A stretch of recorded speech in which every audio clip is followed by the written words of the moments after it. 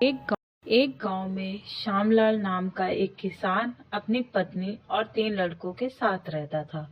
श्यामलाल खेतों में मेहनत करके अपने परिवार का पेट पालता था, लेकिन उसके 3 लड़के आलसी थे, जो गांव में वैसे ही इधर-उधर घूमते रहते थे। एक दिन श्यामलाल ने अपनी पत्नी से कहा, अरे चंदा, मुझे तो इस बात की चिंता लगी रहती है कि अभी तो मैं खेतों में काम कर रहा हूँ, लेकिन मेरे बाद इन लड़कों का क्या होगा। इन्होंने तो कभी मेहनत भी नहीं करी है, ये तो कभी खेतों में भी नहीं गए हैं। आप चिंता मत कीजिए, ये भी धीरे धीरे काम करने लगेंगे। समय बीतता गया और श्यामलाल के लड़के कोई काम नहीं करते थे।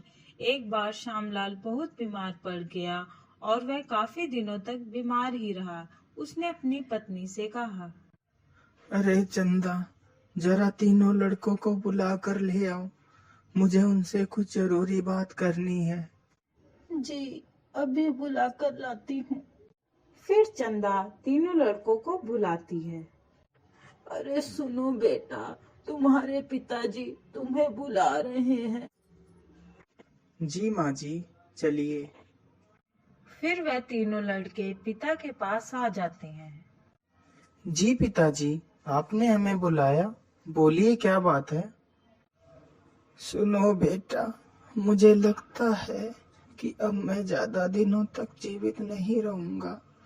इसीलिए बेटा, मैं तुम लोगों को बताना चाहता हूँ कि मैंने अपने जीवन भर का कमाया हुआ धन अपने खेत के नीचे दबा रखा है। मेरे बाद तुम उसमें से खजाना निकाल कर आपस में बांट लेना। श्यामलाल की यह बात सुनकर तीनों लड़के खुश हो गए। कुछ समय बाद श्यामलाल की मृत्यु हो गई। श्यामलाल की मृत्यु के कुछ दिनों बाद उसके लड़के खेत में दबा खजाना निकालने गए।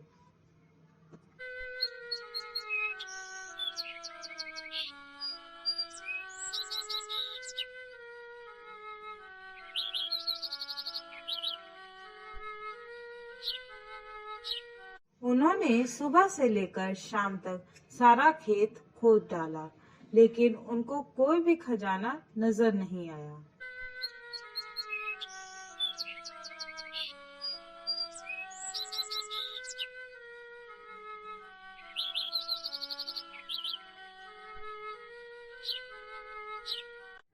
लड़के घर आकर माँ से बोलते हैं, माँ, पिताजी ने हमसे झूठ बोला था, उस खेत में हमें कोई खजाना नहीं मिला। तुम्हारे पिताजी ने जीवन में यही घर और खेत ही कमाया है, लेकिन अब तुमने खेत खोद ही दिया है, तो उसमें बीज भी बो दो। ठीक है माँ जी, जैसा आप सही समझें। लड़कों ने माँ के कहे अनुसार खेत में बीज बो दिए और खेत की देख रेख करते रहे।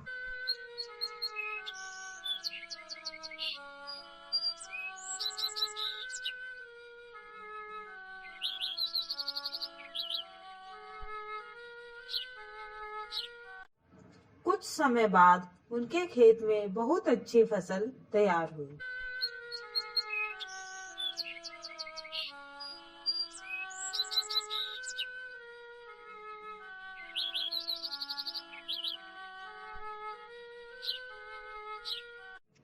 फिर वह उस फसल को काटकर बाजार बेचने गए। फसल बेचकर उन्हें बहुत अच्छा मुनाफा हुआ, जिसे लेकर वह अपनी माँ के पास पहुँचे। ये लो माँ, ये पैसा हमने फसल बेचकर कमाया है। लड़कों की यह बात सुनकर चंदा बहुत खुश हो जाती है और कहती है, तुम्हारी मेहनत ही असली खजाना है। यही तुम्हारे पिताजी तुम्हें समझाना चाहते थे। इस कहानी से हमें यह शिक्षा मिलती है कि हमें आलस त्याग कर मेहनत करना चाहिए। मेहनत ही इंसान की असली दौलत है।